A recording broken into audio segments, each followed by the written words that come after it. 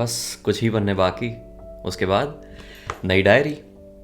जिंदगी की भी नई डायरी की शुरुआत हो सकती है, और उसके लिए किसी एक दिन, किसी एक तारीख, या फिर एक महीना ख़त्म हुआ, या फिर वो एक साल पूरा होने को आया है, उसकी ज़रूरत ही नहीं है।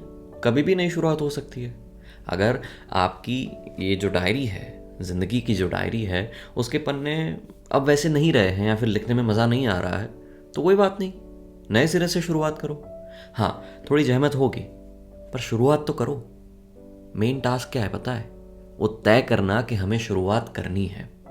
वो अटैचमेंट से दूर भागना कि यार इतनी सुंदर डायरी क्या करूं, अरे इतने सारे पन्ने वेस्ट हो जाएंगे। तो या तो एफर्ट डालो, पन्नों को पूरा करो, या फिर थोड़ा और एफर्ट डालो और नई शुरुआत करो। दोनों में फ़ायदा आप ही का है। अब कौन सी जगह पे जाना है और कौन सी तरह से जाना है, चॉइस इज योर्स। अब इसी बात को मैं सुनाता हूँ थोड़े पोएटिक अंदाज से, जिसे शेयर किया है दिव्या ने। आज गिर गए हैं तो फिर से उठ जाएंगे, आज गिर गए हैं तो फिर से उठ जाएंगे, अपने जख्मों पर मरहम खुद ही लगा जाएंगे। जरूरी नहीं कि चोट सिर्फ तन की ही लगे, जरूरी नहीं कि चोट सिर्फ तन की ही लगे, खुद को इतनी शिद्दत से चाहेंगे कि मन के सारे घाव बस यूं ही भर जाएंगे। खुद को इतनी शिद्दत से चाहेंगे कि मन के सारे घाव बस यूं ही भर जाएंगे। आज गिर गए हैं तो फिर से उठ जाएंगे। वो जो लास्ट लाइन है ना, कि इतनी शिद्दत से चाहेंगे, बस यही शुरुआत करनी है। ये जो एफर्ट डालने की मैं बात कर रहा हूं ना, शिद्दत से खुद को पहले प्यार करना है। कोई करे ना करे, खुद को तो करना है ना? ठीक है। हाय, मेरा नाम है आरजे वशिष्ठ और आप देख रहे हैं मेरा पॉडकास्ट लफ्ज़ों के मोती, जिसमें बात होती है मेरी, जिसमें बात होती है आपकी, वहाँ इंटरनेट की शेरो शायरी और थोड़ा बहुत फ्रॉम माई डायरी। आप ये पॉडकास्ट एक्सक्लूसिवली सुन सकते हैं ऑन स्पॉटिफाई, वो भी 48 आवर्स पहले। मतलब पूरा जहाँ देखे उसके 48 आवर्स पहले अगर आपको सुनना है, then go to Spotify and follow my podcast लफ्ज़ों के मोती। और पुराने एपिसोड्स भी बहुत अच्छे हैं, तो वो भी आप सुन सकते हैं ओनली ऑन स्पॉटिफाई। उसके साथ साथ लाइक दिस वीडियो, चलो जल्दी करो करो करो करो, आई एम वेटिंग, करो। हाँ, like this video, subscribe to my channel and press the bell icon, ताकि आने वाले वीडियोस जो हैं वो आप मिस ना करें, राइट? तो इसी जल्दी जल्दी ये कर दो वो कर दो वाली बातों के साथ आज के इस सफ़र का आगाज करते हैं। कुछ मेरी, कुछ आपकी बात करते हैं, बस यूं ही। कभी कभार ना जिंदगी ऐसे रंग दिखाती है कि सारे चेहरे बेरंग लगने लगे, ऐसा लगे कि ये रंग में भंग हो गया है, वैसा होने लगे। कुछ चेहरे जो हमें दिखते हैं उसकी असलियत सामने आ जाए ना, फिर तो अब किसी से बात ही नहीं करनी है, किसी पे भरोसा ही नहीं रखना है, वो डर डर के आगे बढ़ने वाली बात हो जाती है ना? इसी बात को बयां करने के लिए साहिल लुधियानवी साहब ने बहुत सुंदर बात लिखी है। देखा है जिंदगी को कुछ इतने करीब से, देखा है जिंदगी को कुछ इतने करीब से, चेहरे तमाम लगने लगे हैं सारे अजीब से, चेहरे लगने लगे हैं सारे बहुत अजीब से। देखा है जिंदगी को कुछ इतने करीब से, जो दिखते थे मन के अमीर वो अब लगने लगे हैं गरीब से। देखा है जिंदगी को कुछ इतने करीब से। ठीक है, ये दुनिया का दस्तूर है, ये मान लेते हैं। कभी कभार ना मैं भी बहुत फाइट मारता हूँ कि यार मुझे ये सारी चीज़ें नहीं सीखनी है, मुझे प्रैक्टिकल नहीं होना है, क्यों ज़िंदगी ये सब, वो द सेल्फ कॉन्वर्सेशन कि हम तो अच्छे इंसान है ना, तो हमारे साथ इतना क्यों होता है? शायद कुछ चीज़ें हुई होगी जो ज़रूरी होगी, या फिर हमारी चॉइसेस गलत होगी, या फिर आगे जाके हम कोई ऐसी चॉइस ना करें उसके लिए, क्योंकि हमें आगे बढ़ना है। तो ये मान लेना है कि ज़िंदगी हमें कुछ ना कुछ सिखाने ही वाली है। तो अब सीखने के एटीट्यूड से, थोड़े आगे बढ़ने के एटीट्यूड से, and as I always say कि not with the bitterness but with the betterment, वो एटीट्यूड से अगर आगे बढ़े ना, तो उतना कड़वाहट भरा जोन आपकी ज़िंदगी में नहीं रहेगा, उतना हाय मेरी ज़िंदगी हो मेरी ज़िंदगी ऐसा नहीं रहेगा। So try to take it with the pinch of salt, थोड़ी सी खराश ले लो, और फिर आपकी ज़िंदगी की जो वानगी है वो स्वादिष्ट। अगर ज़्यादा ले लिया तो कड़वी, और ज़रा भी ना लिया तो बेस्वाद। तो with the pinch of salt, और ज़िंदगी स्वादिष्ट, राइट? आतिफ असलम का जो गाना है ना, हम किस गली जा रहे हैं हमारा कोई ठिकाना नहीं, it has a different sort of philosophy and I love that song. Talks about a lot of people's lives. ठीक है, पर कभी कभार ना हमें खुद ही को नहीं पता होता है कि हम जिस भीड़ को भी फॉलो कर रहे हैं वो भी अनजान है, पर बस हमें वहीं जाना है और फिर उससे परेशान भी होना है। ये आपने नोटिस किया कभी कि यार कितनी भीड़ है, कितनी गर्दी है, पर हमें जाना उसी दिशा है। दोनों तरह का, मतलब दोनों जगह पे पैर डालना कि जाना भी वही है और फरियाद भी वहीं की करनी है। तो इसी बात को कहने के लिए वसीम बरेलवी साहब ने बहुत सही बात लिखी है। हर शख्स दौड़ता है यहाँ भीड़ की तरफ, हर शख्स दौड़ता है यहाँ भीड़ की तरफ, फिर भी चाहता है कि उसे रास्ता मिले, फिर भी चाहता है कि उसे रास्ता मिले। हर शख्स दौड़ता है यहाँ भीड़ की तरफ। आई थिंक वो भी एक संसार का नियम है ना, कि भीड़ को पार करके ही आपको अपना रास्ता मिलेगा।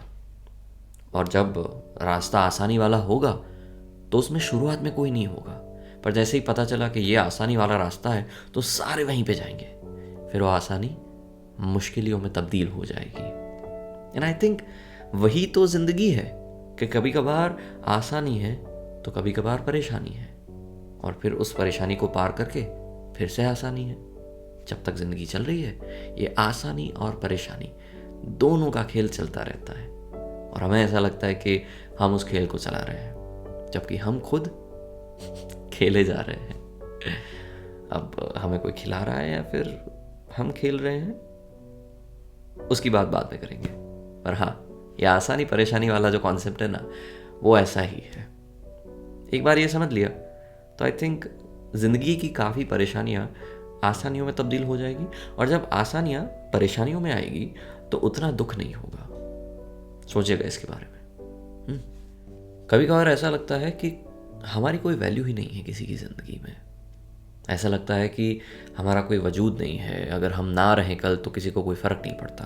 There are lot of people जो ऐसा कहते हैं, जो ऐसा मैसेज करते हैं मुझे कि अगर मैं कल ना रहूँ तो भी क्या फ़र्क पड़ेगा। हाँ, and then it makes me realise that हाँ ठीक है, मान लिया कि आपकी वजह से अगर कुछ नहीं भी होगा या फिर कुछ होगा भी तो कोई फ़र्क नहीं पड़ेगा, है ना। पर फिर भी आप दूसरों के लिए थोड़ी जी रहे हो।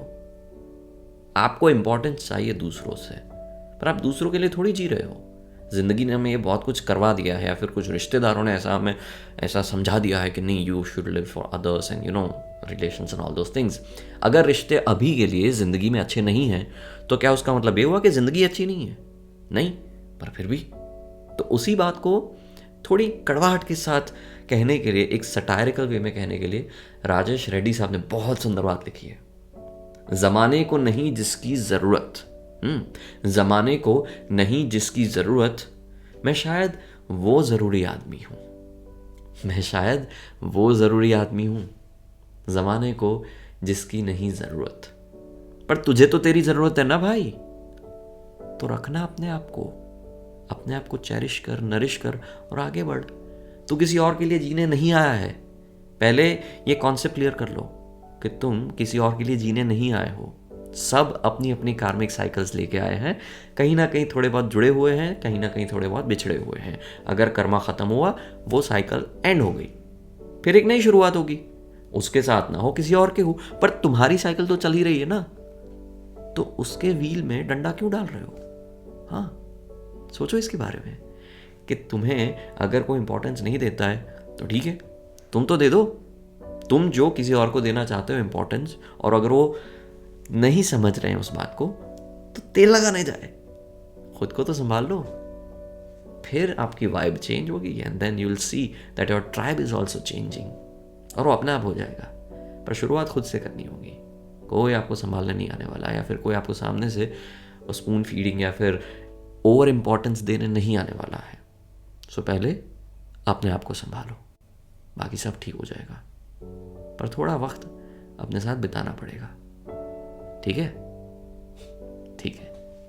अगर मुझे कोई पूछे कि आपका पसंदीदा गाना कौन सा है, तो जो लोग मुझे बहुत पहले से जानते हैं उनको पता है कि गुलजार साहब का लिखा हुआ मेरा कुछ सामान तुम्हारे पास पड़ा है, वो मेरा सबसे पसंदीदा गाना है। बहुत सारे कारण हैं, कभी उसके बारे में बात करेंगे, but that's my favourite song. अब उसी गाने को गुलजार साहब ने एक एल्बम में, जब पंचम दा और गुलजार साहब दोनों का एक कोलैबोरेशन हुआ था, तो पंचम दा को याद करते करते गुलजार साहब ने इसी गाने पे एक बहुत प्यारी बात कही थी, जो बहुत बहुत सुंदर थी, जो यादों के करीब थी। वैसी कुछ बात थी जो कुछ ऐसी है कि किनारे दूर होते होते बहुत दूर हो गए, पानी के छपाकों की आवाज़ भी डूब गई, दिल में ऐसे संभालते हैं गम जैसे जेवर संभालता है कोई, रूठ गए, नाराज हो गए, बाहों के कंगन उतारे वापस कर दिए, यादों की पोटली भी सूद समेत वापस कर दी, पर एक अंगूठी जो कब से दिल में संभाल के रखी है, उसका क्या? मेरा कुछ सामान तुम्हारे पास पड़ा है, वो भिजवा दो, वो भिजवा दो। और फिर वो गाना प्ले होता है, मेरा कुछ सामान तुम्हारे पास पड़ा है, आशा दी की आवाज़ में। तो ऐसी बातें मुझे बहुत छू जाती है। और वैसी बात किसी ने शेयर भी की है, तो सोचा वो भी शेयर कर देते हैं। कैसे बेच दूं कबाड़ियों के मोल यादों की पोटली, मेरी जान बता मुझे, कैसे बेच दूं कबाड़ियों के मोल यादों की पोटली, जो बरसों से मोतियों के भाव जोड़े हैं मैंने एक एक करके, मुनाफे में खुद को जर्रे जर्रे मिटाकर सिरहाने रखा है मैंने, मुनाफे में खुद को जर्रे जर्रे मिटाकर सिरहाने रखा है मैंने, उसके भाव के लिए खुद को बेच के बोलो, बोलो मेरी जान, कैसे बेच दूं कबाड़ियों के भाव तोल मोल करके, कैसे बेच दूं कबाड़ियों के मोल हमारी यादों की पोटली। Thank you Devasmita for sharing this. और जाते जाते एक ऐसी बात सुनाते हैं कि जो शुरुआती दौर में ना एक अलग तरह का स्पार्क देती है आपको। जब दो लोग बात करना शुरू करते हैं, वो किसी भी तरह से मिले हो, पर वो बात करना शुरू करते हैं तो एक दूसरे की जान पहचान करते हैं, उनको क्या पसंद है, उनको क्या नापसंद है, फिर मुलाकातें बढ़ती है, फिर बातें बढ़ती है, फिर that becomes very friendly, the conversation that becomes really friendly.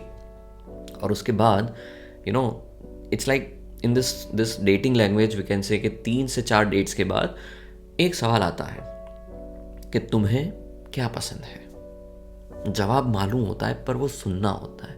अब वो जवाब क्या होता है वो मैं आपको सुनाता हूँ, जिसको लिखा है डॉक्टर गुरु शर्मा ने, कि वो मेरी पसंद के बारे में पूछ रहा था, वो मेरी पसंद के बारे में पूछ रहा था, कितना मासूम था, खुद के बारे में पूछ रहा था। वो कितना मासूम था, वो खुद के बारे में पूछ रहा था, वो मेरी पसंद के बारे में पूछ रहा था।